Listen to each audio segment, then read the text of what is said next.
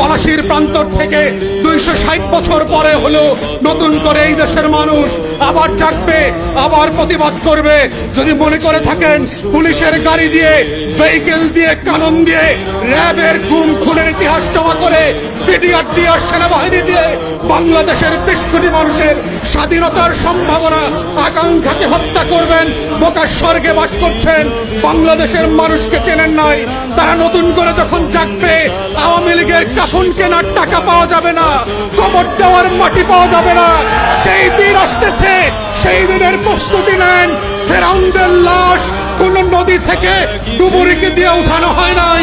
এই ফেরাউনদের লাশও বাংলাদেশের মানুষ ডুবুরি দিয়ে উঠাবে না, কোন হুজুর জানাজা পড়বে না, কোন কবর এই লাশ নেবে না। সেই দিনের অপেক্ষায় বাংলাদেশের 20 কোটি মানুষ। আমরা বারবার বলছি, আইয়ুব খান রাজতন্ত্র আমরা মানি নাই, ইয়াহিয়া খানের রাজতন্ত্র আমরা মানি নাই, শেখ পরিবারের রাজতন্ত্র মানি না, মানছি না এবং মানব না।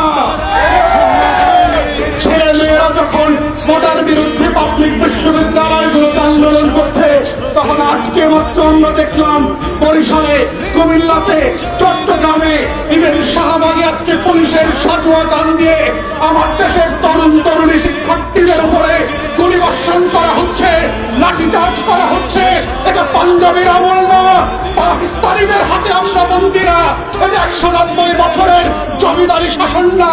যদি কেউ মনে করে থাকে বাংলাদেশে এখনো জমিদারের শাসন চলছে, ব্রিটিশ বেনিয়ারা বাংলাদেশ দখল করে রেখেছে, আমরা প্রত্যাখ্যান করছি এবং বলে রাখছি, বাংলাদেশে গণতন্ত্রের যে লড়াই হয়েছে, সেই রক্ত দিয়ে মুক্তিযোদ্ধারা বাংলাদেশ স্বাধীন করেছে, সেই বাংলাদেশ আমরা ফেরত আনবো, কোটা থাকবে না।